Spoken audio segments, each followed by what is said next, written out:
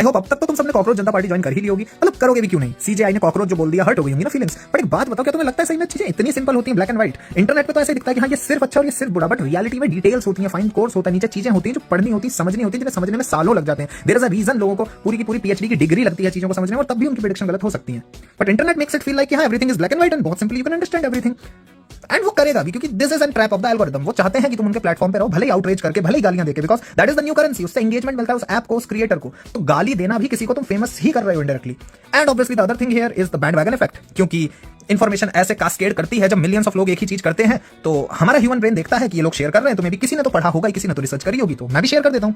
But reality में किसी ने भी कोई रिसर्च नहीं करी है, जीरो लोगों ने एक्चुअली पढ़ा होता है, सब शेयर कर रहे होते हैं, अज्यूम करके किसी और ने पढ़ा होगा। क्यों? क्योंकि हमारा दिमाग हमसे भी बड़ा आलसी है। हमारे दिमाग को लगता है थिंकिंग में बहुत सारी एनर्जी बर्न होगी, इससे अच्छा शेयर कर ही देते हैं, अज्यूमिंग किसी और ने पढ़ा ही होगा। मैं बैठ के खुद इतनी रिसर्च करूंगा, उसमें मेरी बहुत सारी कैलोरीज बर्न होंगी।